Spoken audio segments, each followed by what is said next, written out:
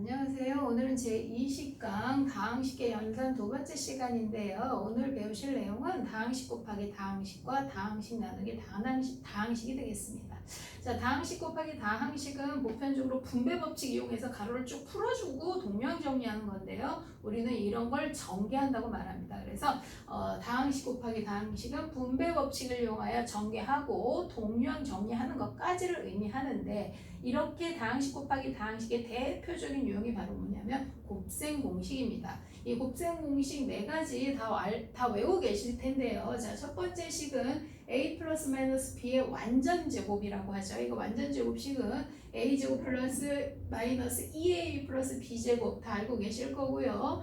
a 플러스 b, a 마이너스 b는 우리는 합차 공식이라고 말하고 a 제곱 마이너스 b 제곱인데요. 이렇게 완전 제곱식과 합차 공식은 우리가 문제 풀 때 많이 응용하고 이용하는 거 알고 계시죠? 특히나 이제 합차 공식 분모 유리할 때 사용하고 있습니다. 자, 그 다음에 x 더하기 a, x 더하기 b는 x 제곱 더하기 가운데 1차항 예수 뭐야? 상수항의 합, 그렇죠? 상수항의 합 여기. 그 다음에 상수항은 뒤에 상수항은 두 수의 곱에 해당돼서 합곱이고요. 그 다음에 ax 플러스 b, cx 플러스 d는 자 곱하시면 acx 제곱 플러스 ad 더하기 bx 1차항의 개수는 먼 거 가까운 거죠. 먼 것끼리 곱하고 가까운 것끼리 곱해서 더해서 쓰는 거고, 그 다음에 상수항은 두 수의 곱인데요. 이렇게 3번, 4번 공식 같은 경우는 우린 뭐예요? 뭐 2차 방정식, 그쵸? 해를 구할 때 가장 많이 쓰기 때문에 아주 많이 사용하는 공식이라는 거 알고 계실 겁니다. 특히나 이 완전 제곱식 같은 경우는 우리가 근해 공식이나 또 함수에서 배우실 때 표준형 고칠 때 완전 제곱식 이용해서 엄청 다 공식이 유도되는 거잖아요. 그래서 완전 제곱식의 조건 너무나 많이 문제를 푸셔봤을 텐데요. 자, 어떻게 됩니까? 1차항의 개수를 2로 나눠, 그렇죠? 1차항의 개수, 그러니까 이제 a를 기준으로 보면 이게 1차항의 개수가 2b잖아요, 그렇죠? 2b를 2로 나누면 b가 될 거고, 그걸 제곱해서 b제곱이 나오는 게 완전 제곱식의 조건인데요. 자, 1차항의 개수를 2로 나누어 제곱하면 상수항이 된다. 완전 제곱식의 조건 너무나 중요합니다. 꼭 기억하고 계셔야 됩니다. 그 다음에 이 곱셈 공식에 의해서 또 곱셈 공식 변형이 있죠. 자, 곱셈 공식 변형 처음에 a제곱 더하기 b제곱은 a 더하기 b의 완전 제곱에서 가운데 2ab만큼을 빼주거나 a 빼기 b를 제곱하게 되면 가운데 마이너스 2ab를 없애주기 위해서 플러스 2ab 한다. 아실 거고요. a 더하기 b나 a 빼기 b값, a 더하기 b 값을 이용해서 a 빼기 b 값을 구할 때는 어떻게 해야 돼? 양쪽 다 제곱해서 구할 수밖에 없죠. 그럼 여기 가운데가 플러스 2ab고 여기 마이너스 2ab니까 어떻게 돼요? 플러스 2ab가 되도록 플러스 4ab, 또 부호가 반대면 마이너스 4ab 하는 거 알고 계실 거예요. 자, 그러면 우리가 a 빼기 b를 이용해서 a 더하기 b 값을 구할 때는 제곱해서 구하기 때문에 제곱근을 다시 한번 구하셔야 되잖아요. a 빼기 b의 제곱값을 구하게 돼요. 따라서 a 빼기 b 같은 경우는 제곱근을 구할 때 그게 음수 플러스 마이너스 두 개의 값이 나와야 되기 때문에 조건이 아무것도 없다면 플러스 마이너스 답을 반드시 두 개 써 주셔야 될 거고, 만약에 a 빼기 b에서 a가 크다 그러면 양수의 답을, b가 크다 그러면 음수의 답을 선택해야 되는 것도 주의하셔야 되겠죠. 기억해 주셔야 되겠죠. 이렇게 더하기 또는 뺀 값을 이용해서를 구할 때는 양쪽을 다 제곱해서 구해야 한다. 기억하시고.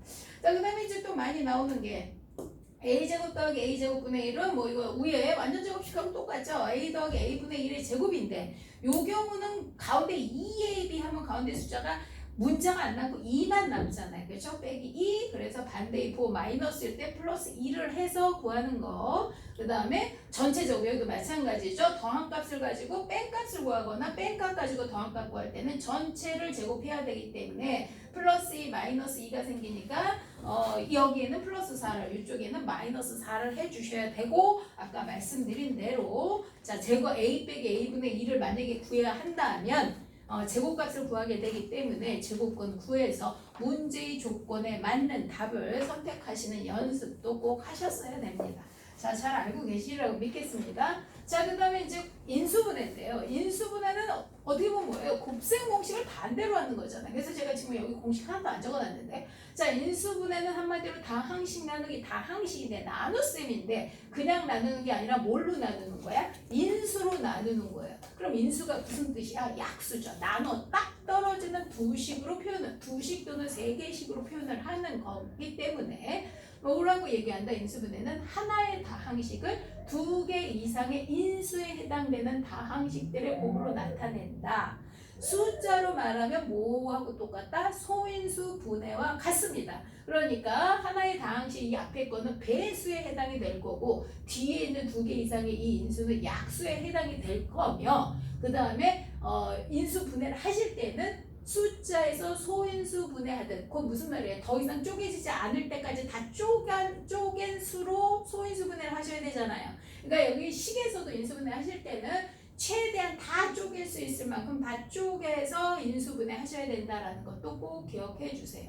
그 다음에 이제 그 인수분해하는 방법인데요. 일단 제일 먼저 해야 될 건 공통인수. 여러 개의 다항식이니까 여러 개의 항이 있을 거예요. 그 항마다 나누어질 수 있는 공통인수가 눈에 보이죠. 뭐 A면 A, A 빼기 B면 A 빼기 B 같은 항마다 똑같이 들어있는 인수가 있을 거고 그걸 어떻게 먼저 묶은 다음에 나머지는 인수분해 공식을 이용하는 건데 인수분해 공식 어디 있습니까? 여기 있죠.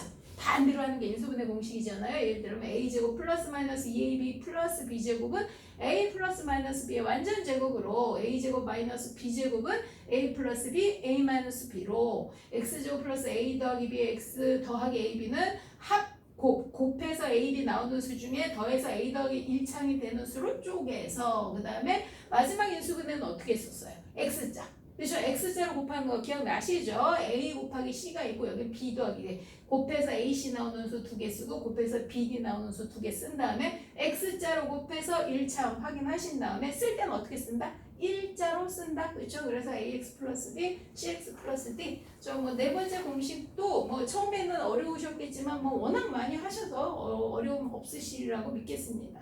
자, 그래서 기본 공식이 있는 것들은 저 공식에 의해서 인수분해 하시면 되고 자, 공통 인수가 저기 공식이 아닌 경우죠. 공식이 아닌 경우는 이제 뭐 가로가 막 크게 많아요. 그러면 공통 부분이 있죠. 주로 가로가 있는 것들은 공통 부분이 있습니다. 가로 아닌 똑같이 생긴 부분이 있다는 거죠. 그럼 그걸 어떻게 치환을 하죠. 하나의 문자를 치환해서 인수분해 끝난 다음에 치환한 문자 대신 도로 다시 대입하시면 깔끔하게 끝날 수 있을 거예요. 치환 유형은 어렵지 않으시는 걸로 알고 있습니다. 똑같이 생긴 거 보이기 때문에 눈에 보이기 때문에 문자 하나로 놓으시면 되고 바로 인수분해 공식 이용해서 하시면 됩니다.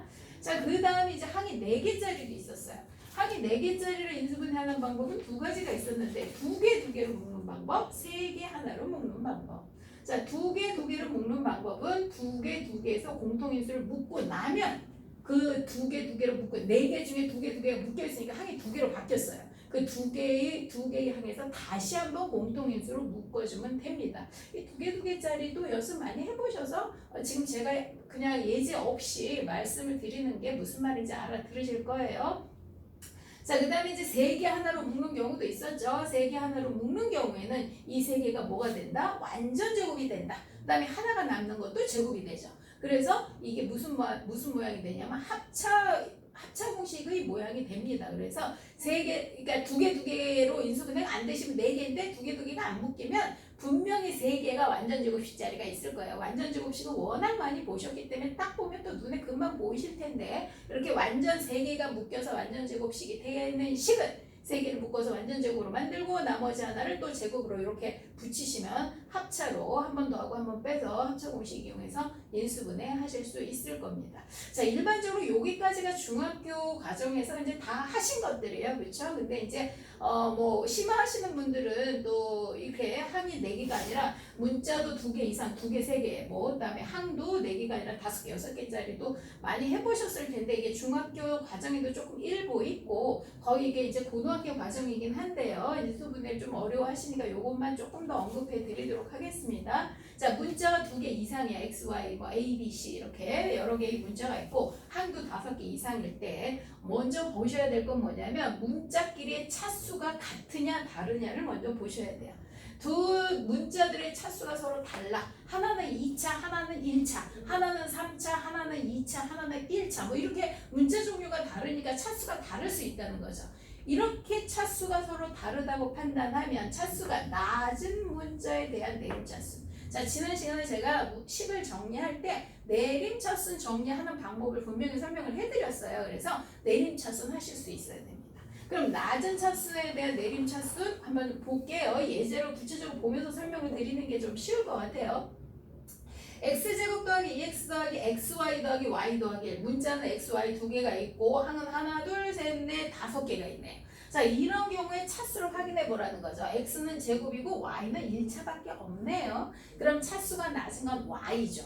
그럼 y에 대한 내림 차수이라는 거예요. 그럼 y만 문자로 보는 거잖아요. 그럼 y가 1차밖에 없으니까 이거는 1차 항과 상수항밖에 없는 겁니다. 그래서 y로 묶어주면 보시면 y가 있는 거 기준으로 묶어주면 x 더하기 1이 개수가 되는 거고 이게 1차 항이고 나머지 x제곱 더하기 2x 더하기 1은 y가 없으니까 이건 전부 다 뭐야? 상수항이 됩니다. 이렇게 차수가 낮은 문제에 대해서 정리하시고 나면 상수항이 이렇게 인수분해가 돼요. 상수항이 인수분해가 되면 여기하고 이게 항이 몇 개로 바뀌어요? 두 개로 바뀌었죠. 그러면 두 개 항의 공통 인수인 x 더하기 1이 존재합니다. 그럼 이 x 더하기 1 앞으로 뽑아내고 나머지 여기 y 남아있고 여기 x 더하기 1이 두 개인데 하나는 나갔으니까 하나가 남았잖아요. 그래서 y 더하기 x 더하기 1이 될 텐데 뒤에다 써야 될 게 자 순서대로 예쁘게 x 더하기 y 더하기 1 이렇게 하면 마무리 될 겁니다. 자 이것도 예제 한 몇 번 풀어보시면 감이 잡히실 거예요. 자 그 다음에 문자의 차수가 이번엔 같아요. 서로 같은 경우는 그냥 한 문자에 대한 내림차순이에요. 예를 들면 x랑 y가 있으면 x에 대한 내림차순, a, b, c가 있으면 a에 대한 내림차순 이렇게 차수가 다 똑같다면 한 문자에 대한 내림차순으로 정리하시면 되는데 이것도 예제 한번 보도록 하겠습니다. x제곱 더하기 2xy 마이너스 x 플러스 y제곱 마이너스 y 마이너스 어우 항도 많고 자 문자도 xy 두 개나 있어. 자 그런데 이거 보니까 x도 제곱 y도 제곱이야. 그럼 뭐라고? x에 대한 내림차순. 자 그럼 x에 대한 내림차순이면 x제곱 2차항 여기 있고요. 여기 지금 x가 들어가 있는 이게 1차항인데 1차항의 개수가 뭐예요? 2y-1이죠. 2y-1이 x의 개수입니다. 2차항, 1차항이 되는 거예요. 나머지는 지금 x가 없으니까 뭐가 된 거예요? 상수항이 됩니다. 그럼 이 상수항을 인수분해한 거예요. 이렇게. 자 상수항 인수분해하면 이 앞에 부호를 보시면 이게 지금 우리가 요거 인수분해할 때 한번 생각해 보세요. y로 쪼개고 곱해서 2가 되는 수는 1이고 부호가 마이너스라는 건 부호가 다르다는 거고 그 다음에 그러면 1을 썼을 때 부호가 다르고 두 수의 합이 마이너스 1 되니까 2에다 마이너스 1, 1에다 플러스 1 이 인수분해는 할 수 있죠. 그거하고 똑같은 상황입니다. 지금 이게 두 수의 곱인 거예요. 두 수의 곱인데 앞에 부호가 플러스야. 그럼 부호가 같다는 얘기죠. 그럼 둘 다 플러스냐 둘 다 마이너스냐인데 두 개를 더해서 뭐가 나와야 돼? 2y-1이 나와야 돼. 그럼 두 개 더해서 2y-1이면 둘 다 플러스네요? 그리고 앞에 어떻게? xx 붙이시면 되죠. 여기다. 그쵸? x가 두 개. 여기 y 썼듯이. 그래서 xx 쓰고 뒤에 둘 다 플러스니까 플러스 y 마이너스 2. 그 다음에 x 플러스 y 플러스 1. 이런 식으로 인수분해 해주시면 되는데 문제가 여러 개가 있고 항이 5개 이상인 경우는 어려워하시는 분들도 좀 많긴 한데 예제를 좀 여러 번 풀어보시면 좋지 않을까 싶고 이건 고등학교 때도 워낙 많이 나오니까 미리 연습 좀 해보시고 가면 좋을 것 같습니다. 자 수고하셨습니다 오늘.